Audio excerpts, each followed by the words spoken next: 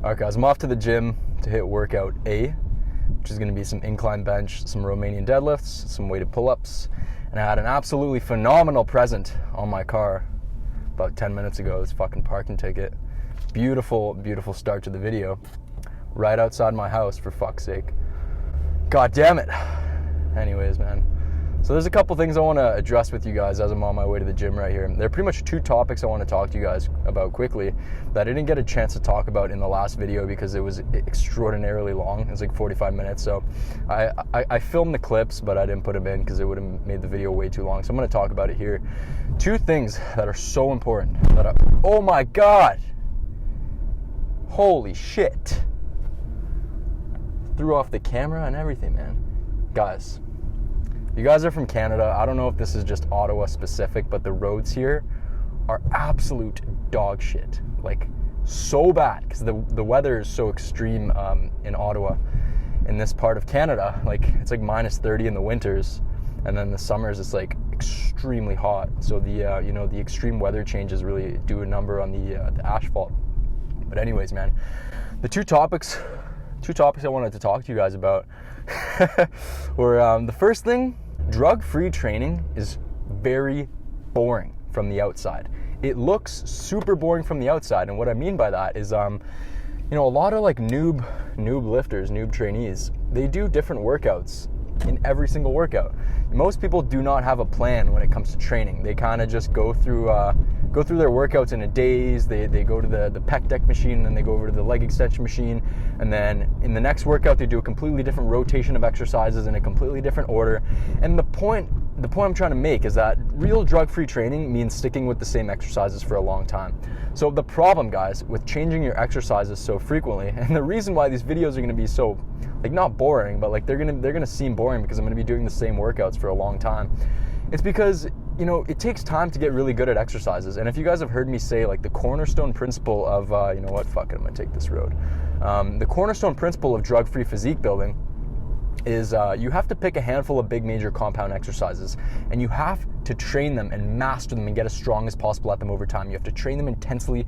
You have to focus on getting as good as you possibly can at them, and that's really going to serve as the foundation of your muscle and strength gains. Like, really, no matter at what stage of lifting you're at, there always has to be that core kind of 4 to 8 compound lifts at the base of your routine that you're just striving to master and get really, really good at. And so that's why these videos are going to seem kind of repetitive, because I'm doing the same exercises. I'm just focusing on getting really good at them. I'm focusing on mastering them, becoming as proficient as possible at them. And that's what really milks the gains drive a routine, man. So many people, they stick with the same exercises for 3 weeks, and then they have shiny object syndrome. They get bored and they switch to the next set of exercises. And it literally takes at least like 3 to 4 weeks to get to the point where you're actually proficient at performing the exercises, meaning that you're actually extracting a stimulus out of them. It takes time to get to the point where you're neuromuscularly proficient and you're actually recruiting lots of muscle when you're performing the lift. And that alone takes time, let alone milking them drive strength gains. That takes months, man.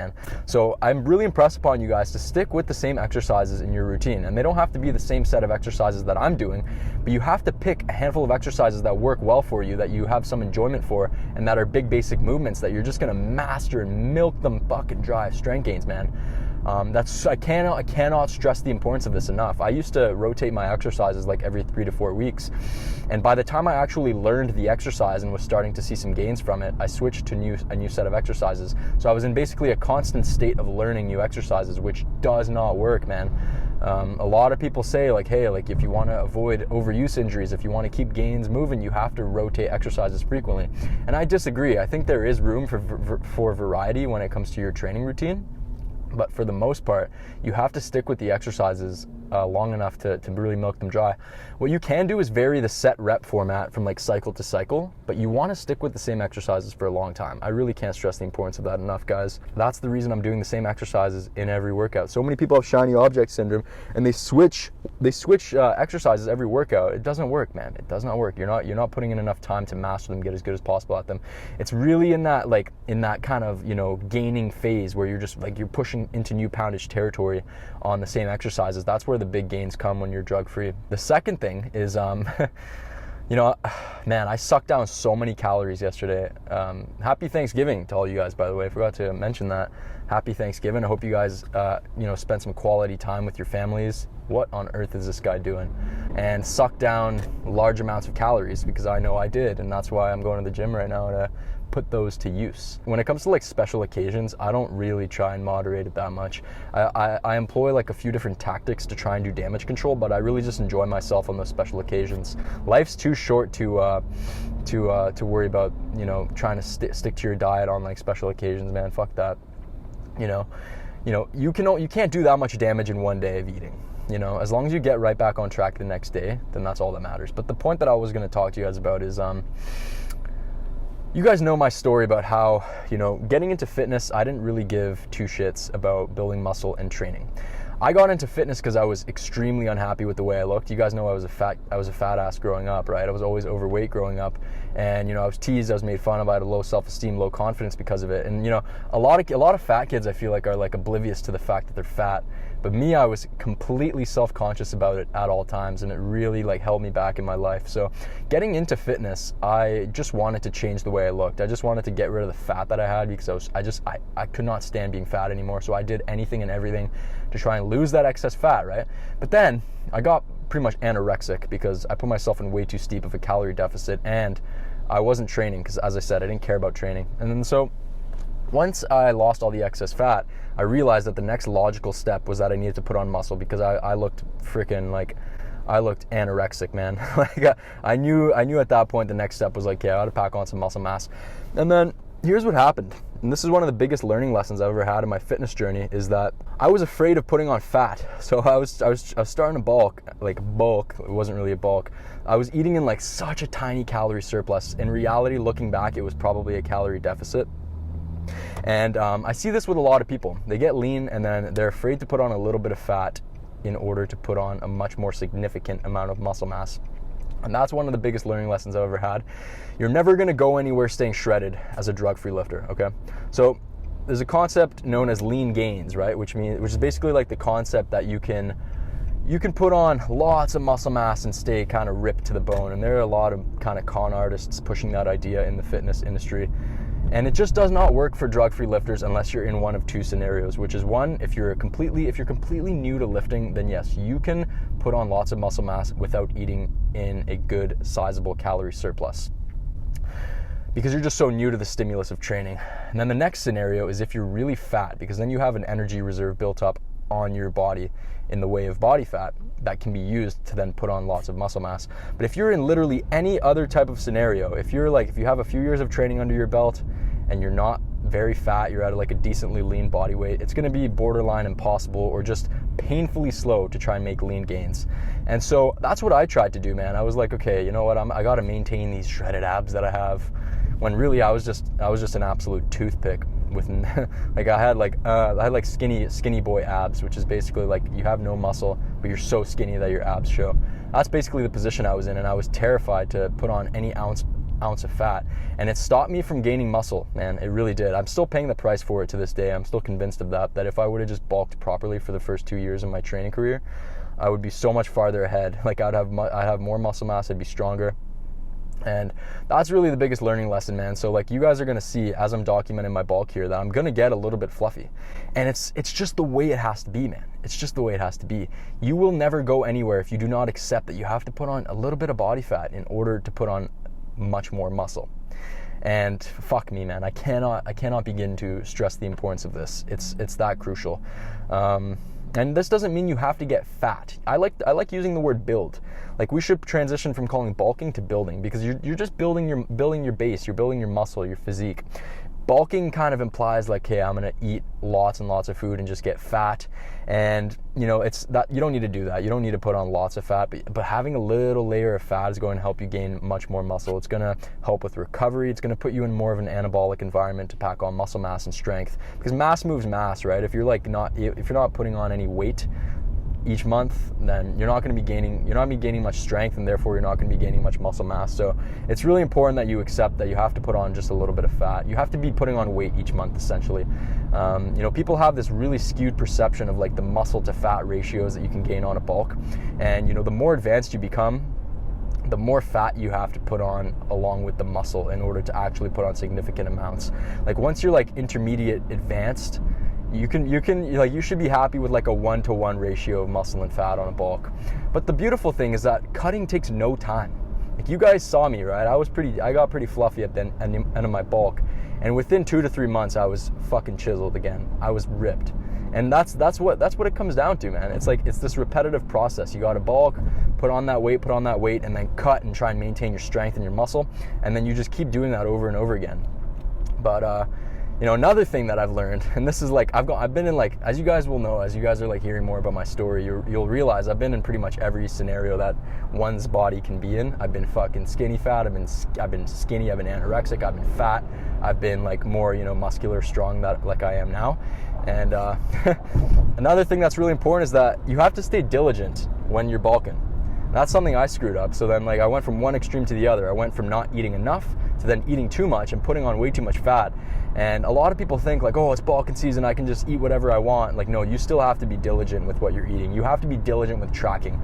The way you are when you're cutting, when you're tracking calories, you're being meticulous about shit, is kind of the way you have to be when you're bulking. It's kind of unfortunate because bulking, like to a lot of people, means like I'm just gonna eat whatever I want, whenever I want.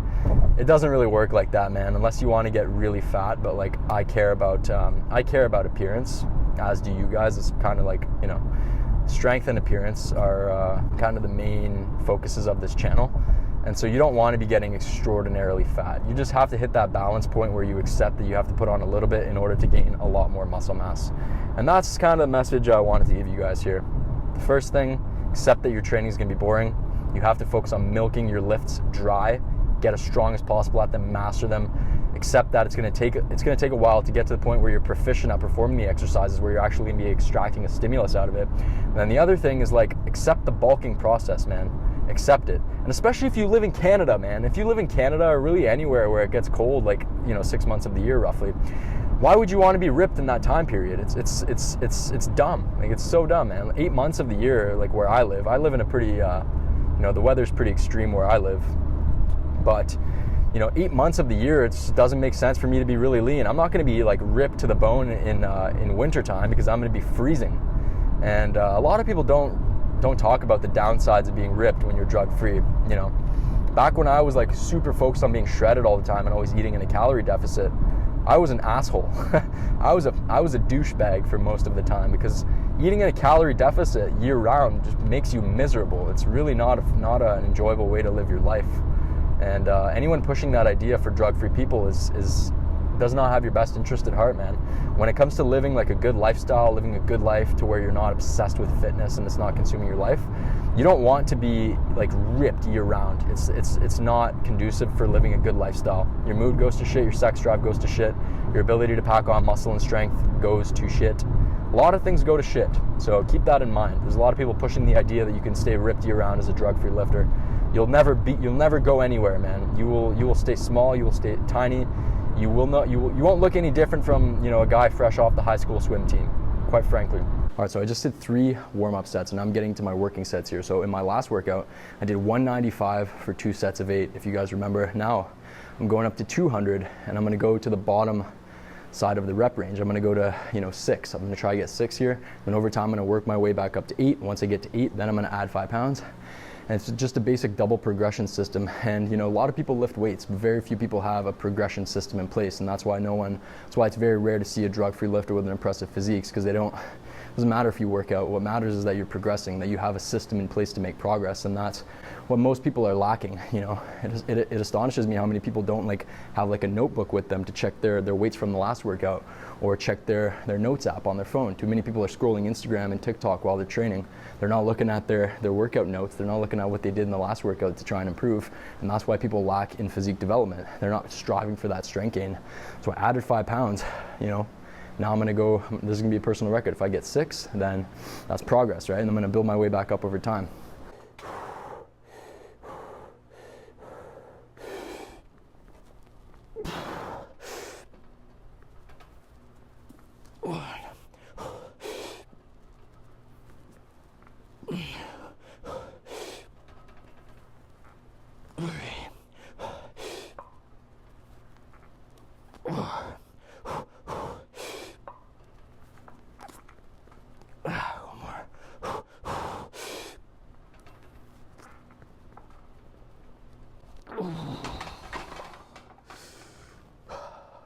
that was a decent set. I got 6 reps there.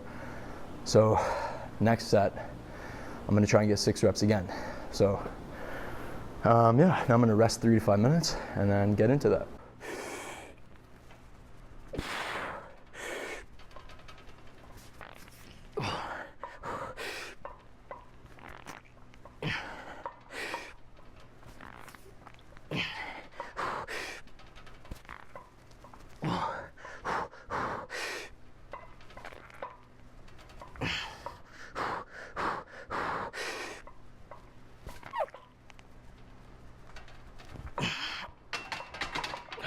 Go. 6 reps. Good set. All right, so I'm heading into my last set now. This is the final set. Last workout, I got 160 for 12. So I'm adding 5 pounds, dropping down to 10 with 165.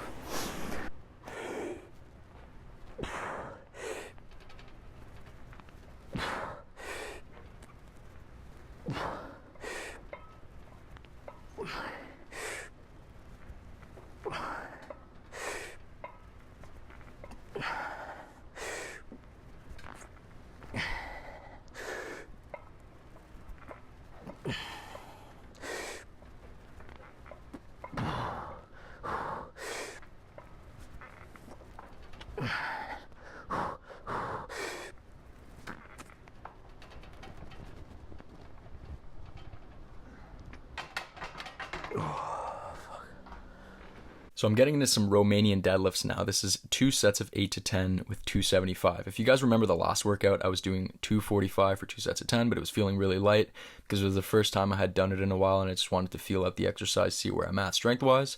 So I put 275 on the bar and I got 1 set of 10, and on the second set I got 8 reps. So this workout was like good in the sense that I made good progress, but it felt like absolute shit, and on top of it I forgot my damn pull-up belt, so I just had to do 3 sets of body weight pull-ups to failure.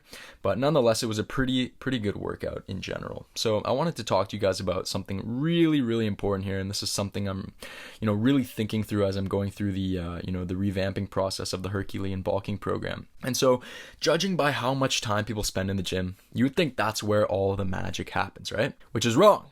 This is what everybody gets wrong, man. You grow muscle and strength outside of the gym when you're resting and recovering. So the goal that a lot of people don't understand when it comes to training, you have to stimulate growth, not annihilate yourself. You want to do just enough work to stimulate muscle growth and strength gains, but no more. And this is where bodybuilding routines go wrong.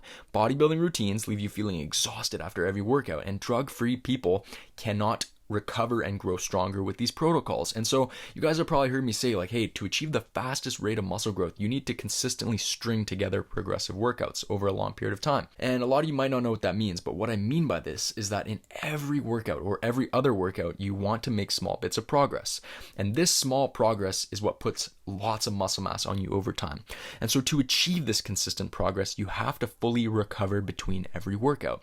And remember, muscle and strength are built during the recovery process. If you don't recover between workouts, it means you trained beyond your ability to recover. And this means that your body can't grow and adapt in response to the stimulus that you create in the gym.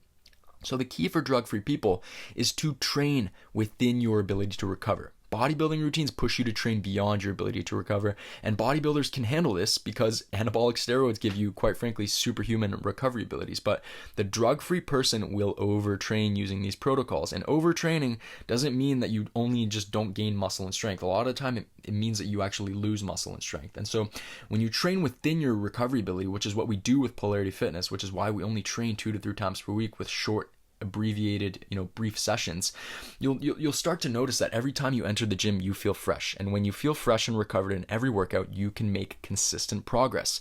And what a lot of people don't seem to understand is that it's not what you do in the gym that counts. It's what you can recover and grow from. Sure, you can spend hours and hours in the gym every week. You can train 7 days a week like most people do. You can work out a lot, but you'll only ever actually grow from what your body can recover from. It's not much when you're drug-free with normal genetics. And on top of this, like, if you have a life and responsibilities outside of the gym that cut into your, things that cut into your recovery ability, mainstream bodybuilding routines won't allow you enough recovery. It's that simple. And those are the people I cater to with Polarity Fitness. I cater to normal people with normal genetics who, don't care about bodybuilding, don't want to live their lives in the gym. I cater to those people who are drug-free, they want to build great physiques, but they don't care about all that other bullshit. And as you guys can see here with these flexing videos, I'm just showing that the proof is in the pudding. But Those are the people I cater to, man. And, due to steroids and elite genetics, bodybuilders thrive with this live in the gym approach, but it will fail the average person who's drug-free, who has a life outside of the gym. It's that fucking simple, man. So for most drug-free people, 4 or more workouts per week have little to no potential for producing gains, like no matter how dedicated the person is or how much they eat and sleep. So I cater to recreational lifters, people who don't aspire to live lives that revolve around the gym, people who don't want to take drugs, people who want to live a balanced lifestyle. And this is why the Polarity fitness philosophy seems so different, man, because nobody in the fitness industry speaks to this group of people. People don't understand the difference between bodybuilders and recreational lifters. If you are taking steroids and stepping on stage to compete, then yeah, you're a bodybuilder. But if you're not, which is most people, you are a recreational lifter, and recreational lifters have no business being in the gym more than 2 to 3 times per week. And this is such an important distinction that nobody understands, man. Nobody has made an effort to draw the line of separation between these two groups of people. Up until now, the information being given online has been a one-size-fits-all approach, and this one size has been the conventional bodybuilding approach. And this means tons of drug-free people have been following the prescription that should only be given to bodybuilders training-wise. In an activity where the vast majority of its participants are drug-free and genetically normal, we have an amazing situation where instruction that is appropriate for the masses is very hard to find. The fitness industry focuses on the achievements and training of the minority, which are steroid users with elite genetics for muscle building. When instruction that is appropriate for the masses is publicized, it is misunderstood and rejected by those buried in conventional dogma. And this is why so many people have underdeveloped physiques, man. They're training how bodybuilders should be training, and that's why I'm so fucking passionate about the stuff I teach, man, because if people would just train according to the Polarity fitness philosophy, they would actually train how a drug-free lifter should, we would not have a lack of results, man. Most people are unaware that steroids pretty much change everything when it comes to, transforming a physique. The game becomes completely different. Transforming a drug-free body is completely different from transforming a drug-enhanced body. The paths are very different. They have different requirements for success, man. And when the genetically normal drug-free person attempts to mimic these conventional approaches, they literally go nowhere, man. And that's what I strive to solve. Like, conventional routines do not work for normal drug-free people with average genetics.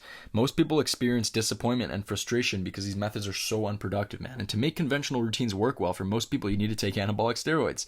Unless, of course, you have outstanding genetics for muscle building, but that's not most people. The number of people who've tried weight training is astonishing, man. Most people have had a gym membership at one time or another, but hardly any of them will still be training, and probably none of them will have achieved a fraction of the results they were led to believe they would. The lack of persistence and application accounts for a part of the failure that the masses experience, but it's really the lack of effective and practical information for normal people that is to blame, man. If everyone followed the radical routines that I promote, the abbreviated routines where you're training just 2 to 3 times per week on brief sessions, success rates would skyrocket and the turnover in gyms would plummet, man. Like, people have to stop imitating people who take steroids and have elite genetics. You got to stop following instruction that isn't working.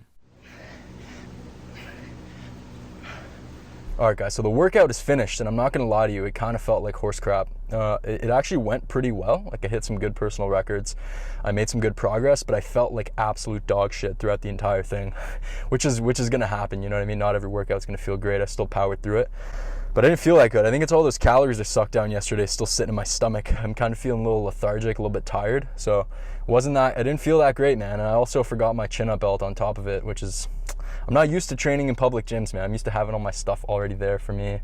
I've been going back and forth between different places the past couple days, and I'm all over the place, losing my shit, forgetting my shit. So whatever, it happens. I still managed to. It was a fucking sausage fest in there before I left. So I didn't film the calf raises, but I did some calf raises. Obviously, I couldn't do it the same way that I usually do it with the belt, so I did it on the leg press, which actually felt pretty good. But anyways, it's like 4 o'clock right now, which means that it's like rush hour.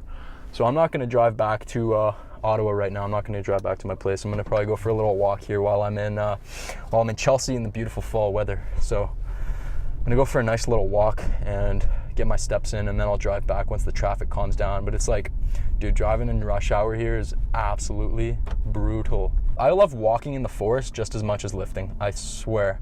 I absolutely love going for walks. I recommend everyone goes and gets like 8 to 12,000 steps per day. Even in the city, I like walking in the city as well. It's just something so like beautiful, calming, and meditative about walking in the forest. Like, when I'm walking in the forest, I don't even listen to anything. I don't listen to podcasts. I don't listen to anything. I just like deplug and be present with my thoughts and just enjoy nature. And it's just like it's like healing. It's like natural healing. Just walking in the forest, being present, thinking about different things and being present with your thoughts. Such a beautiful thing to do, man. I recommend you guys all incorporate that into your daily routine. I'm actually not hungry at all either. I ate before I trained, which was arguably a bad idea. I actually didn't know if I was going to train or not today. I was thinking shit, maybe I'll push it to Wednesday. I wasn't feeling 100%, but I went for it. I had some Greek yogurt, some fruit, some honey, some walnuts, and then I had some leftover turkey from yesterday's beautiful Thanksgiving feast that my grandma prepared. But yeah, man, I've been absolutely morning till night busting my ass on the new Herculean bulking program. I've been working so hard on revamping the entire course. Just adding so much more material into it, new tools, resources, and so many different things I'm adding to it to make it just exceptional, you know what I mean? So I'm really excited. I've been working hard on that.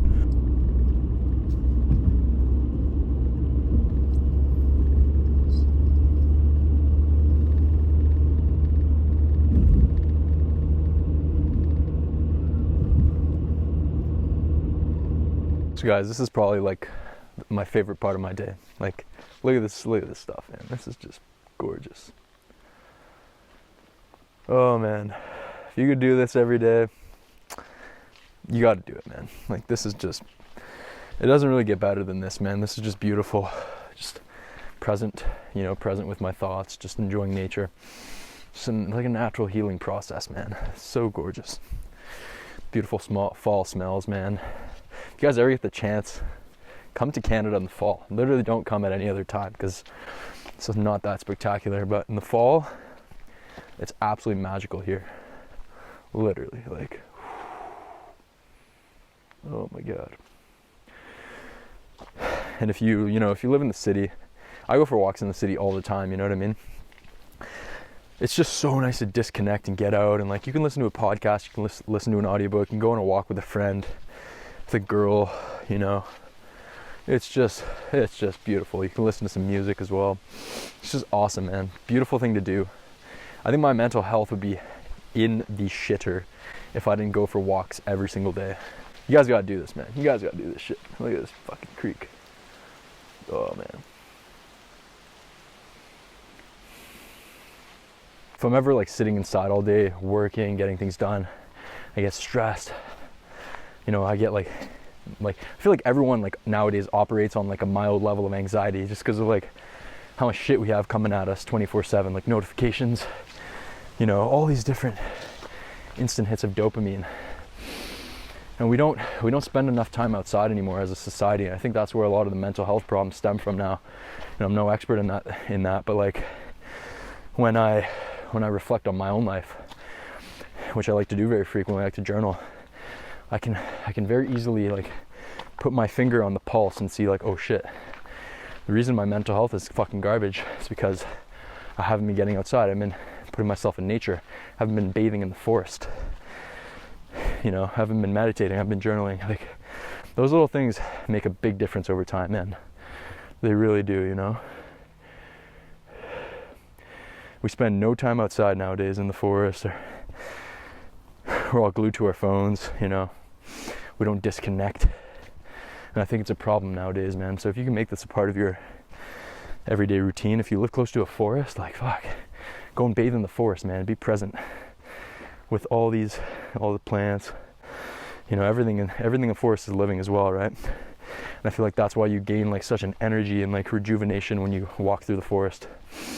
It just revives you, So yeah, I can't recommend it enough, man. This if you follow Polarity Fitness, you guys are oh, you're only in the gym twice a week. Go get 8,000 to 12,000 steps per day. Go in the forest every day. Do that on top of your lifts. And there's literally nothing better. The combination of lifting and walking, there's nothing better, man. Literally. If you can do it in the forest, even better.